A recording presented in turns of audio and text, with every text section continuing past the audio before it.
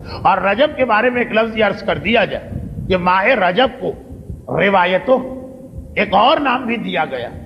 رجب کے کئی نام، ایک دوسرا نام بھی. اس کا دوسرا نام ہے ماہ اسد، سواد کے ساتھ، الف سواد بے، ماہ اسد.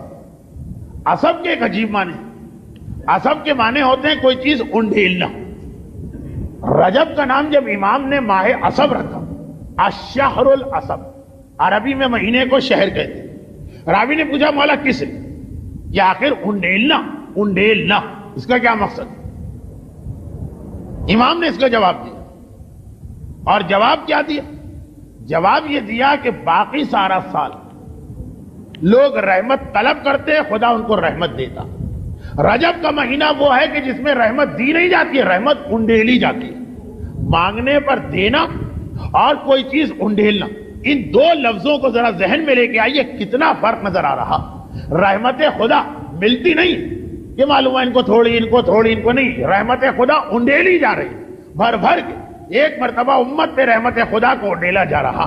پھر بھی اگر انسان اس رحمت خدا کو نہ پا سکے تو اس سے زیادہ بدقسمت اور کون ہوگا. دیکھیے، ایک آدمی کی مصیبت پر ہم پریشان ہوتے، ایک آدمی کی مصیبت پر ہم حیران ہوتے. 2 سال پہلے بھی یہ فرق آ گیا. پریشان کس کی مصیبت پر ہوتے؟ ایک آدمی بیمار پڑ گیا، بڑی سیریس اس کی حالت، آدھی رات 2 بجے کا وقت ہے، ہم نے بھی دوڑ دھوپ کیا، بہت پریشانی کے عالم، اپنے بھائی کو، بھتیجے کو، بھانجے کو، ماں کو، بہن کو، بیٹے کو لے کے اسپتال پہنچے. یہ پریشانی کب؟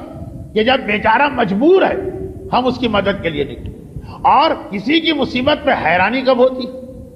حیرانی اس وقت ہوتی ہے کہ جس آدمی پہ مصیبت آئی، مصیبت کو دور کرنے کی چیز اس کے پاس رکھی ہوئی، اس کے سامنے پڑی، وہ اسے استعمال نہیں کر رہا اور سر پیٹ پیٹ کے کہہ رہا ہے کہ ہائے بھائی کوئی میرا ساتھ نہیں دے رہا. ایک آدمی پریشانی کے عالم میں، اس کو اسی وقت رات کے 2 بجے اسپتال جانا، اس کے پاس کوئی سواری نہیں، اور وہ پریشانی کے عالم میں ہمارا دل دکھا، ہم اپنی گاڑی لے کے آئے تم چلو ہمارے.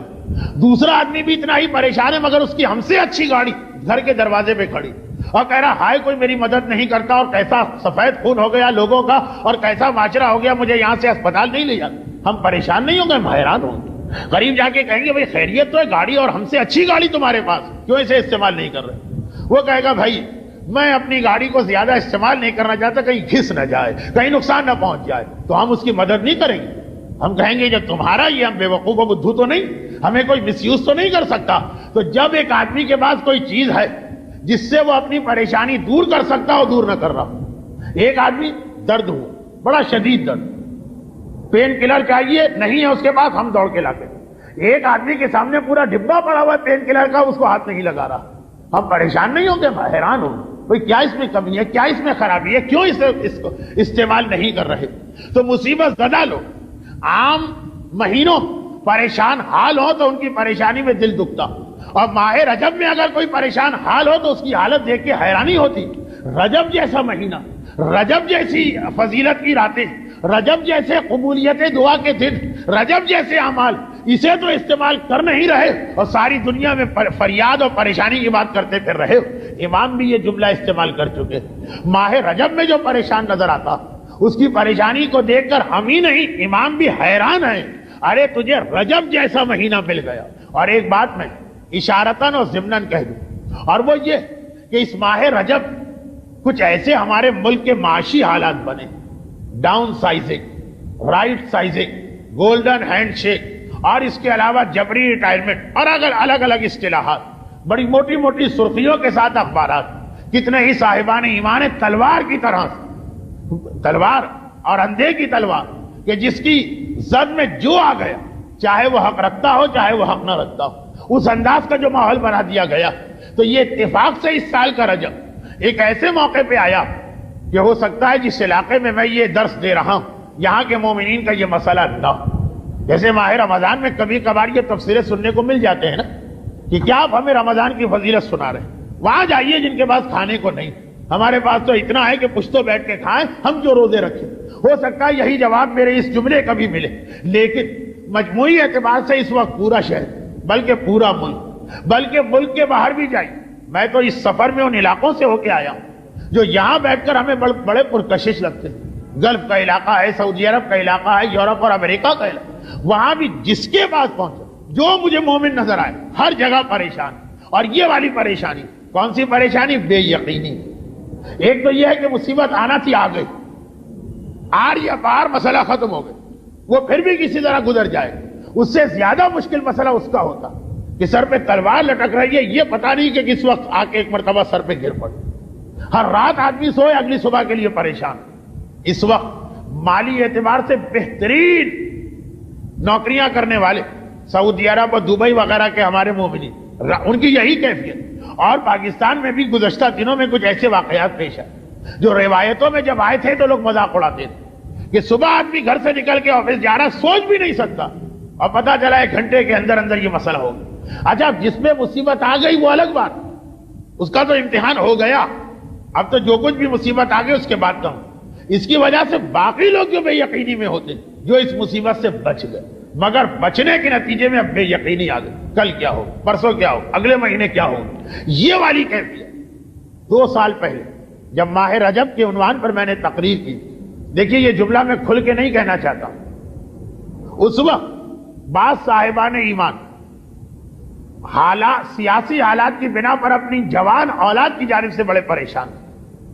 اور وہی رجب کے مہینے سے پہلے کی پریشانی تھی، مجھے اب تک یاد، کیونکہ پچھلے سال ماہ رجب ان والدین نے آ کر مجھے یاد دلائی کہ مولانا آپ نے پچھلے سال ماہ رجب میں اولاد کے حوالے سے بات کی تھی اور اس وقت ہمارے دل کو لگی، ہم نے وہ عمل کیا اور 1 سال میں ناممکن ممکن بن گیا.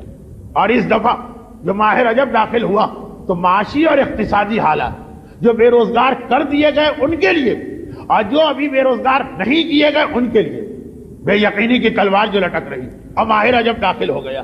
ہو سکتا مصلحت الہی میں یہ بھی ایک طریقہ کہ جس وقت کبھی اپنے مخلص بندوں کو غافل پاتا تو جھٹکے دیتا، ایک مرتبہ ایک امتحان میں مبتلا کر دیتا کہ ویسے مجھے یاد نہیں کرتے تو چلو اس بہانے سے صحیح یاد کرو. کافروں کے لیے نہیں، منافقوں کے لیے نہیں، ان کو تو خدا ان کی غفلت میں چھوڑ دیتا اور زیادہ اس غفلت میں مبتلا رہنے دیتا اور بڑھا دیتا ہے ان کی غفلت. مخلص بندے. چنانچہ آپ نے بیماری کے حوالے سے سنا، بیماری اسی لیے آتی ہے جھٹکا لگے، یاد آ جائے خدا. آپ نے پریشانیوں کے حوالے سے سنا تو شاید کون آدمی یقین کے ساتھ کہہ سکتا، شاید جب بھی ماہ رجب قریب آ رہا ہوتا ایک مرتبہ کچھ ایسی کیفیت پیدا ہو جاتی کہ خدا توجہ مبذول کرانا چاہتا کہ دیکھو دینے والا دینے کو تیار ہے اور دینا چاہیے مانے انڈیلنے کو تیار ہے اپنی رحمتیں، لیکن توجہ تو دو، خیال تو کرو کون ہے، کیا مہینہ ہے، کیا تمہاری ذمہ داری ہے. اور چونکہ ماہ رجب اہم ترین چیز ہے عمل داؤد، یہ اتنا اہم عمل ہے کہ علماء کرام اس کو منع کرتے ہیں ہرکس و ناکس نہ کریں جب واقعاً اس کی ضرورت پیش آ جائے. عمل داؤد یہ ہے کہ اگر کوئی شخص اپنی اولاد کے بارے میں کوئی پریشانی رکھتا ہے بھی بڑا مشکل عمل. بہت سے لوگ شروع کرنا چاہتے تھے، حوصلہ ہار بیٹھے. 3 دن تو روزے ہوتے، قرآن کے کتنے لمبے لمبے سورے پڑھنا ہوتے، اور خاص حکم ہے کہ ماں یہ عمل کر. مجبور ہو جائے تو نیابت میں عمل کروایا جا سکتا، کیونکہ جب آئندہ ہمارا درس ہوگا تو عمل داؤد کی تاریخیں نکل چکی ہوں، 13، 14 اور 15 رجب. عمل داؤد مجھے نہیں پڑھنا، وہ تو آپ سامنے تحفۃ العوام خرید کے دیکھ لیجیے، آپ کو مل جائے. صرف ایک ذہن اس جانب مبذول کرانا کہ ہو سکتا کہ اس مجمع میں یا اس مجمع کے حوالے سے کوئی ایسا پریشان حال باپ، کوئی ایسی دکھیاری ماں کہ جن کے لیے واقعاً ان کی اولاد کا کوئی زندگی اور موت جیسا مسئلہ.